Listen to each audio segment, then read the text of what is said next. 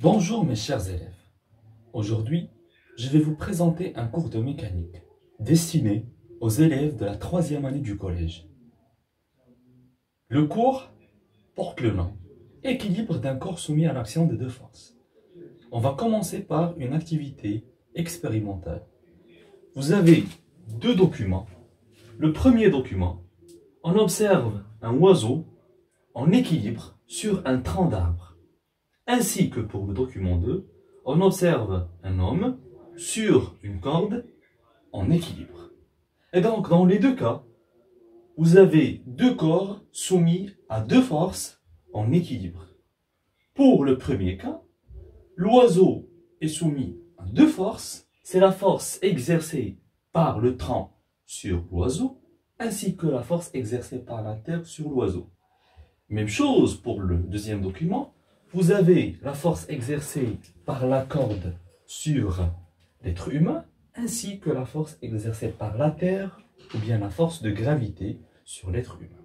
Donc, on parle dans les deux cas d'un équilibre de corps soumis à l'action de deux forces. La question qui se pose, quelles sont les conditions d'équilibre pour qu'un corps soumis à deux forces soit en équilibre? Afin d'établir ces conditions d'équilibre, prenons un corps en équilibre soumis à l'action de deux dynamomètres. Le premier dynamomètre et le deuxième dynamomètre.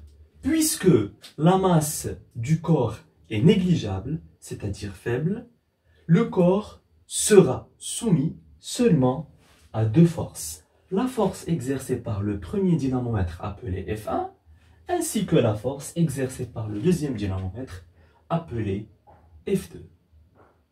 Et donc, la force ou bien le poids du corps sera négligeable. Par la suite, on va déterminer les caractéristiques de chacune des forces, la force F1 et la force F2. Donc, commençons par déterminer les conditions de la force F1. On a le point d'application qui est le point A, la droite d'action qui est la droite AB, c'est la droite qui passe par le point d'application et qui a la même direction que celle de la force. On a l'intensité qui est de 1,5 newton, ainsi que le sens pour la première force, c'est de B vers A. Pour la deuxième force, le point d'application, c'est le point B, la droite d'action, c'est la droite AB, ainsi que le sens, c'est de A vers B, et pour l'intensité, c'est 1,5 newton. Ce sont les trois conditions d'équilibre. Résumé. Pour qu'un corps soit en équilibre, soumis à l'action de deux forces, il faut que les deux forces doivent avoir même droite d'action, deux sens opposés et la même intensité. On peut résumer cela mathématiquement en deux conditions.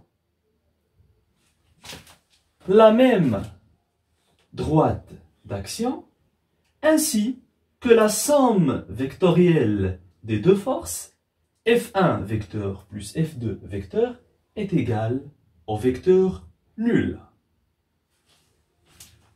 Merci pour votre attention. À bientôt.